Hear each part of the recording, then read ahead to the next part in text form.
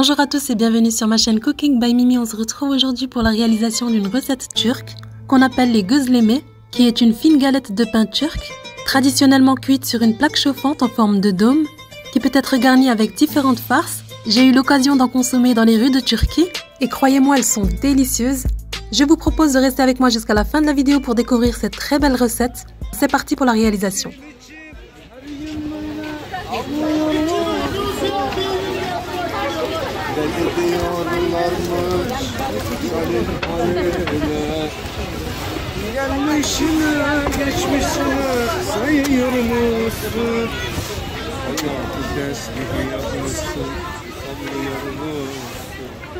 Retour dans ma cuisine et on va commencer par préparer la farce aux épinards et au fromage.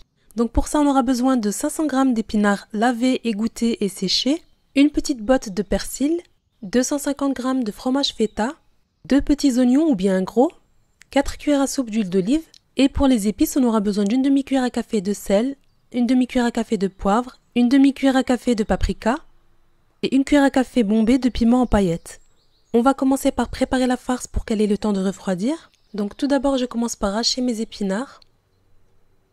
Donc ici pour cette recette j'ai décidé de vous partager les gözleme farcis aux épinards, mais libre à vous de les garnir selon vos goûts. Pour ma part aux épinards c'est mes préférés.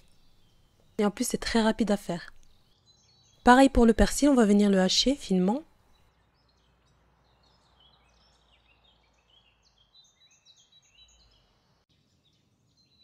Voilà, donc une fois avoir haché le persil, on fait pareil avec les oignons, on vient les émincer finement. Donc comme je vous ai dit, soit 2 petits oignons, soit un gros.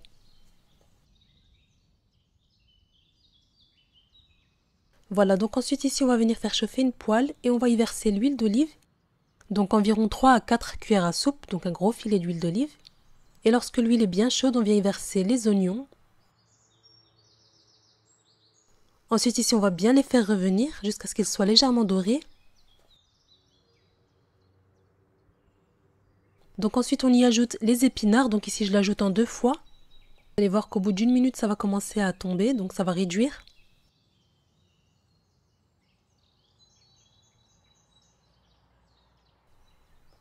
Voilà, et j'ajoute la deuxième partie. Je fais revenir environ 5 minutes avant d'ajouter les épices, donc la demi-cuillère à café de sel, de poivre, de paprika et de piment. Donc ici salé, poivré selon vos goûts, mais faites attention quand même au sel, parce qu'ici le fromage feta est déjà salé. Donc moi pour ma part j'ai mis qu'une demi-cuillère à café et ça suffit amplement. Je mélange bien les épices avec mes épinards et j'y ajoute le persil haché. Voilà, ensuite je coupe le feu et j'ajoute le fromage feta émietté.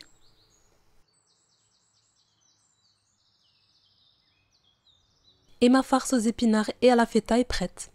Je verse ma farce dans un saladier et je réserve pour tout à l'heure. On passe maintenant à la préparation de la pâte à gözleme qui peut se faire à la main ou au robot, c'est au choix. Donc pour ça on aura besoin de 450 g de farine T45, 200 ml d'eau, 30 ml de lait et une cuillère à café de sel, soit 7 g. Dans le bol de mon robot, je verse l'eau tiède ainsi que le lait tiède, la cuillère à café de sel ainsi que la farine. Je pétris bien pendant à peu près 5 minutes.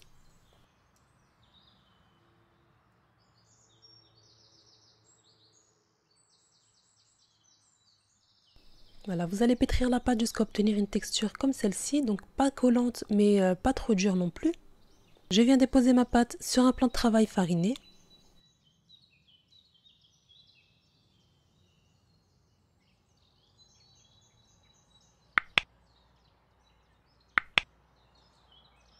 Voilà, donc maintenant je vais diviser la pâte en 10 pâtons, donc de plus ou moins 80 g.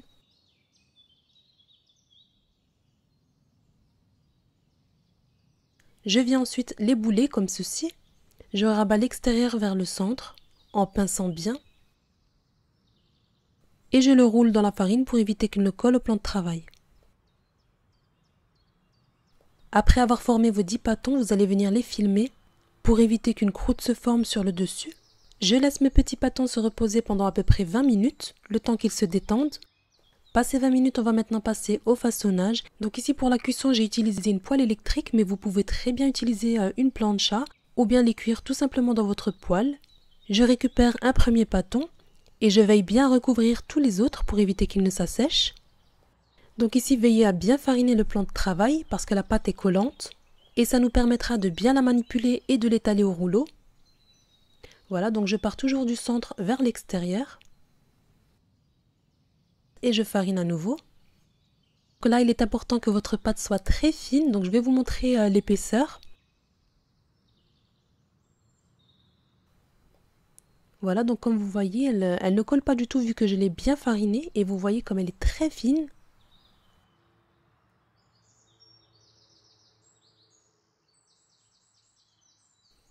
Donc voilà, elle a la forme d'ovale. Je viens déposer la farce sur la moitié de ma pâte.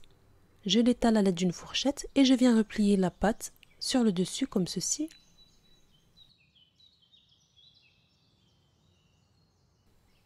J'appuie légèrement sur les bords. Voilà, et lorsque votre poêle est bien chaude, on va venir y verser un filet d'huile de tournesol et on vient y déposer notre pâte. Donc chauffez votre poêle à feu moyen, donc pas trop doux.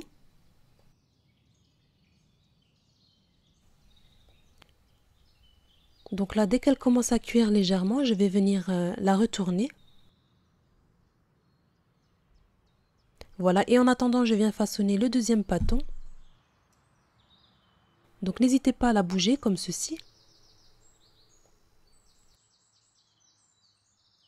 Je reviens à ma crêpe et je la badigeonne avec un peu d'huile avant de la retourner. Voilà, donc je la retourne 2 à 3 fois jusqu'à ce qu'elle soit bien dorée et je la dépose sur ma grille. Une fois la cuisson terminée, vous pouvez la badigeonner de beurre ou d'huile d'olive et je procède de la même façon pour tous mes autres guzlemê. Donc là, je vous le répète, veillez à bien fariner le plan de travail, il faut que votre pâte bouge comme ceci. Parce que sinon, lorsque vous allez vouloir la transférer sur votre poêle, elle risque de coller au plan de travail, donc veillez à bien fariner.